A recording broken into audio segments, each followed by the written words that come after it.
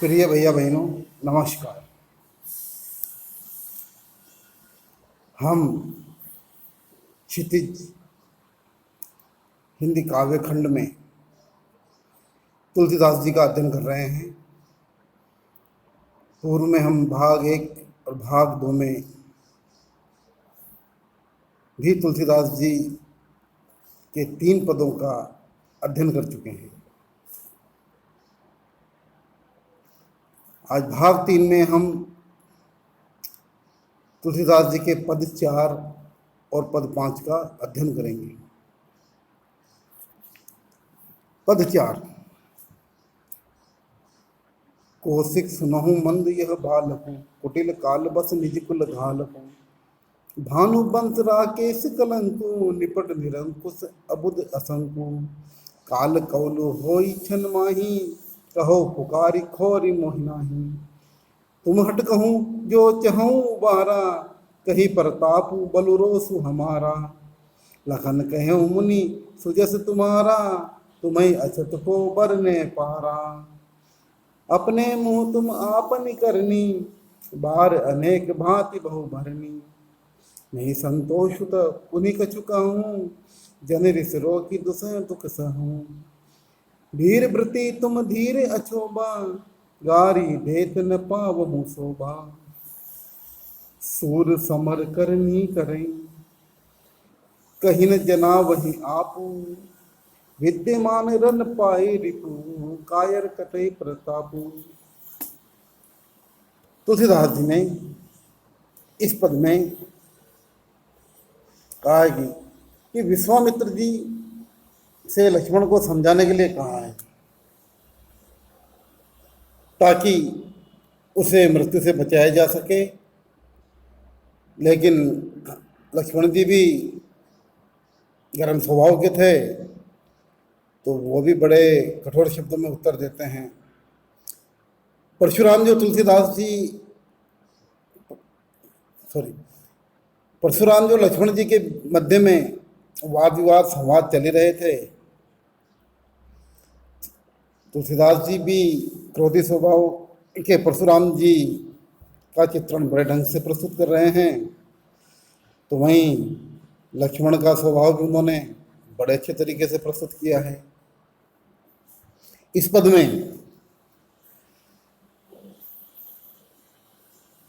जब परशुराम जी लक्ष्मण के उत्तरोत्तर जवाब से परेशान हो जाते हैं, तो विश्वामित्र को संबोधित करते हुए परशुराम जी कहते हैं, कौशिक सुनहु मंद यहु बालकु, कुटिल काल बस निज कुल घालकु। यानी परशुराम जी को जब लगा कि ये बालक लक्ष्मण शांत नहीं हो रहा है, तो व्यर्थ में उनका क्रोध बढ़ा रहा है, तो उन्होंने मुनि विश्वामित्र से कहा, कौशिक सुनहु, हे विश्वामित्र जी सुनो। कौशिक यानी विश्वामित्र जी। मंद यहु बालकु, ये बालक इसके लिए आया लक्ष्मण के लिए कि ये जो बालक लक्ष्मण है ये बुद्धिहीन है और कुटिल काल बस निजिकल घालकु, और ये बड़ा ही कुटिल है। ये काल के वश होकर अपने कुल को भी नष्ट करेगा।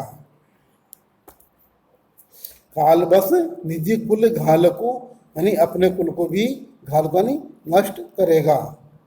भानुवंश, भगवान राम वंश कौन सा था? सूर्यवंशी। और तो लक्ष्मण कौन सा है? सूर्यवंशी। भानुवंश, भानु यानी सूर्य, यानी सूर्यवंशी होकर के भी राकेश कलंकु, ये सूर्यवंश में चंद्रमा के कलंक के समान है। राकेश यानी चंद्रमा, चंद्रमा के कलंक के समान है। निपट निरंकुशु अबुध असंकु, और ये अत्यंत स्वच्छंद मूर्ख और निडर बालक है। निपट यानी अत्यंत निरंकुश, यानी जिस पर कोई अंकुश नहीं है, बिल्कुल स्वच्छंद है। काल कौलु हो ही छन माही, काल कौलु, काल यानी मृत्यु को, कौलु यानी मृत्यु का ग्रास होना, यानी मृत्यु को प्राप्त होना, यानी हो जाना। छन माही यानी एक क्षण में। तो परशुराम जी विश्वामित्र से लक्ष्मण के बारे में कहते हैं कि जो बालक है यह कुछ ही क्षण में मृत्यु को प्राप्त हो जाएगा। कहो पुकारी खोरी मोहि नाही, खोर यानी दोष देना, मोहि यानी मुझे। तो कहा कि मैं पुकार करके, जोर जोर से पुकार करके आप सबसे कह रहा हूं कि ये बालक एक क्षण में मृत्यु को प्राप्त हो जाएगा, और मैं आपसे पुकार पुकार करके कह रहा हूं कि फिर आप मुझे दोष मत देना। आगे परशुराम जी कहते हैं विश्वामित्र से, तुम हट कहूं जो चाहूं मारा। अर्थात यदि आप इसे बचाना चाहते हैं, चाहे उबारा यानी बचाना चाहते हैं, तो कहीं प्रताप बलु रोष हमारा, तो तुम इससे कह दो। यानी परशुराम जी विश्वामित्र से कहते हैं, विश्वामित्र तुम अगर इस बालक लक्ष्मण को बचाना चाहते हो तो इस लक्ष्मण से कह दो, क्या कह दो, प्रताप बलु रोष हमारे, हमारे प्रताप, मेरे बल और मेरे क्रोध के बारे में से समझा दो कि मैं कितना क्रोधी हूँ, कितना बलशाली हूँ, मेरा प्रताप कितना है। जब परशुराम और विश्वामित्र के बीच में इस प्रकार बातचीत चल रही थी तो लक्ष्मण कहाँ चुप रहने वाले थे। तो आगे लक्ष्मण कहते हैं, लखन कहो, लक्ष्मण ने कहा, मुनि सुजसु तुम्हारा। लक्ष्मण ने कहा, है मुनीश्वर, आपने अपने सुयश यानी अपने प्रभाव का वर्णन कर दिया है, तुम ही अछत को बरने पारा, और आपके प्रभाव का वर्णन आपसे बढ़कर के और कौन कर सकता है। यानी कहते हैं ना, अपने मुंह मियां बिट्टू बनना। लक्ष्मण ने कहने का कहा उनसे कि आप अपने प्रभाव का, अपने प्रताप का स्वयं ही वर्णन कर रहे हो, और इसका वर्णन आपसे अच्छा और कौन कर सकता है। अपने मुंह तुम आपनी करनी, यानी आपने अपने मुंह से अनेक बार अपने कार्यों का वर्णन किया है। बार अनेक भांति बहु बरनी, यानी आपने अनेक अपने कार्यों का, आपने क्या क्या कार्य किए हैं, उन सारे कार्यों का वर्णन आपने अपने मुंह से कई बार किया, उनका वर्णन किया है। भांति बहु बरनी, कई बार से, कई प्रकार से आपने उनका वर्णन किया है, और नहीं संतोषित, और इतना वर्णन करने के बाद में भी आपको संतोष नहीं हुआ, तो पुण्य कर चुका हूं, तो आप फिर बार बार कुछ न कुछ कह दीजिए।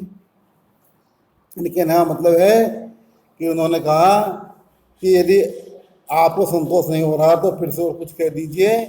और आगे कहा है, जन से रो कि दूसरा दुख सहूं, और अपने मन में अपना क्रोध रोककर ये असहनीय दुख सहन मत, दूसरा दुख यानी असहनीय दुख सहन मत कीजिए, यानी अपने क्रोध को रोक करके जो भी कहना चाहते हो कह दीजिए, और ये दुख सहन मत कीजिए। वीर व्रती तुम धीर अछोभा, वीर व्रती तुम धीर अछोभा, गारी देतन बाबू शोभा। यानी इसमें आगे लक्ष्मण जी कहते हैं कि आप वीरता को धैर्य धारण करने वाले, वीर व्रत यानी वीरता को धारण करने वाले, धीर अछोभा और धैर्य को धारण करने वाले हैं, आप दुखी होने वाले नहीं हैं। गारी देतन पावहू शोभा, और आपके द्वारा इस प्रकार गाली देना भी शोभायमान नहीं है। अर्थात आप स्वयं ही अपने बारे में सब कुछ कह दीजिए जो कहना चाहते हैं। सूर समर करनी करही, कहीं न जना वही आपू। आगे कहा है कि सूरवीर योद्धा, समर यानी युद्ध, सूर यानी सूरवीर योद्धा, करनी करही, कहीं न जना वही आपू, जना वही यानी जताते हैं। यानी जो सूरवीर वीर योद्धा होते हैं वो युद्ध क्षेत्र में ही अपनी वीरता दिखाते हैं, वे अपनी स्वयं प्रशंसा नहीं करते हैं। विद्यमान रन पाए रिपु, रिपु यानी शत्रु, कायर कतही प्रतापु, और कायर लोग ही शत्रु को सामने पा करके अपनी प्रशंसा करते हैं, अर्थात बड़ी बड़ी डींगे हाँका करते हैं। कहना मतलब है कि इस पद चार में तुलसीदास जी ने इस चौपाई छंद का बड़ा सुंदर प्रयोग किया है। लक्ष्मण और परशुराम के मध्य व्यंग्यात्मक जो भाव सार्थक है, वहाँ कायर और वीर के भावों को भी व्यक्त किया गया है। इसी प्रकार से पद नंबर 5 में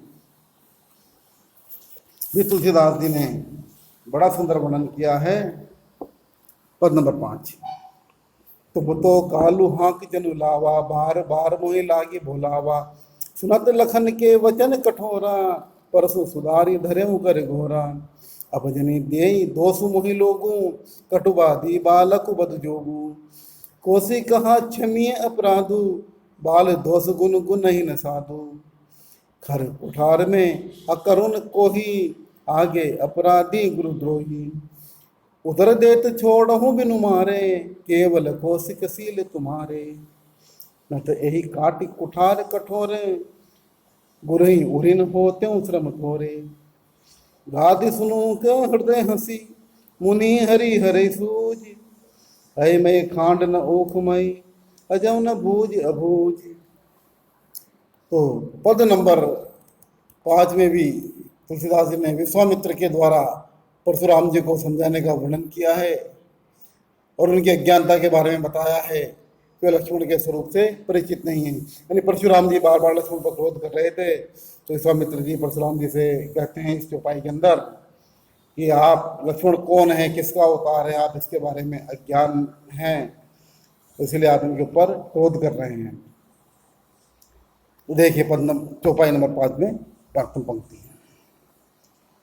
तुम तो कालू हाँक जनु लावा, बार बार मोहि लागे बुलावा। कवि कहते हैं कि लक्ष्मण ने परशुराम जी से कहा कि हे मुनि, लगता है आप तो मृत्यु को अपने साथ हाँक कर लाए हो। तुम तो कालू हाँक जनु लावा, कालू यानी मृत्यु, हाँक यानी हाँक करके लाना, हाँक करके लाए हो। बार बार मोहि लागे बुलावा, इसलिए बार बार आप उसे मेरे लिए, मोहि यानी मेरे, लागे बुलावा मेरे लिए बुला रहे हो।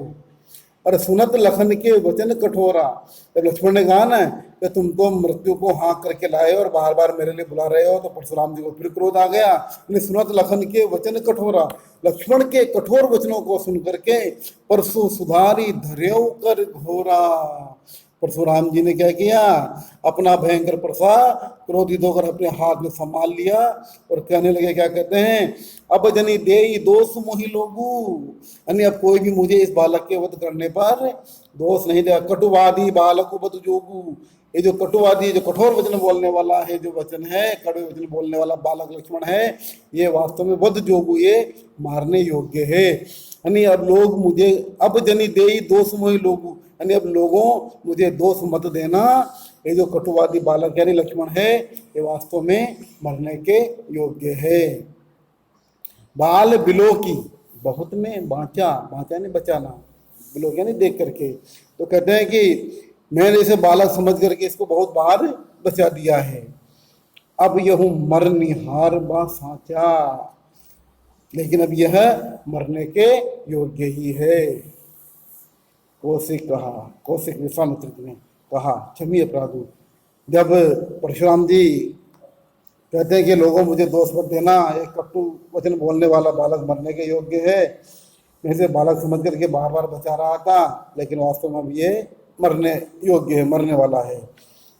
विश्वामित्र जी ने जैसे ये बात सुनी तो तुरंत परशुराम जी से कहते हैं, कौशिक कहा, पर विश्वामित्र ने कहा क्षमी अपराधु, इसका अपराध क्षमा कर दो। बाल दोष गुण गणहीन साधु, साधु सज्जन पुरुष, जो सज्जन लोग होते हैं, साधु लोग होते हैं, तो जो बालकों के गुणों और दोषों को नहीं गिनते हैं। यानी विश्वामित्र जी समझाते हैं उनको कि सज्जन लोग जो हैं वो बालकों के गुण दोषों पर ध्यान नहीं देते हैं,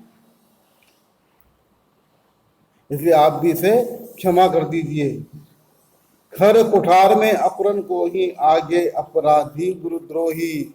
और फिर परशुराम जी कहते हैं कि मेरे हाथ में फरसा है और खर कुठार में अकुरन को ही, आगे अपराधी गुरुद्रोही, मेरे हाथ में फरसा है और मैं बड़ा निर्दयी, अकरुण यानी निर्दयी, को यानी क्रोधी हूँ, और मैं बड़ा निर्दयी और क्रोधी हूँ। और फिर आगे अपराधी गुरुद्रोही, और मेरे आगे कौन सा अपराधी खड़ा है, गुरुद्रोही, इसने मेरे गुरु का अपमान किया है, यानी जिसने मेरे गुरु भगवान शंकर का धनुष तोड़ा है। मेरे सामने मेरा गुरु का विद्रोह और मुझे अपमानित करने वाला खड़ा है। उतर देत छोड़ो बिनु मारे, केवल कौशिक सील तुम्हारे। यानी ये मुझे बार बार उत्तर पर उत्तर देता जा रहा है, उत्तर देता यानी उत्तर पर उत्तर देता जा रहा है, एक के बाद एक जवाब देता जा रहा है।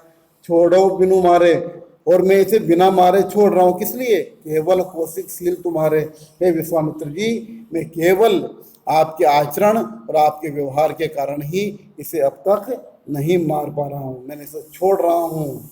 न तो नहीं तो यही कटी कुठार कठोरे, ये तब तक मैं इसे फरसे से काट कर समाप्त कर देता, काटे नहीं काट देता, कुठार कठोर यानी कठोर फरसे से, और इसको काट के समाप्त कर देता। और क्या होता, गुरही उरिन होत्यों श्रम तोरे, और मैं अपने गुरु के ऋण से मुक्त हो जाता।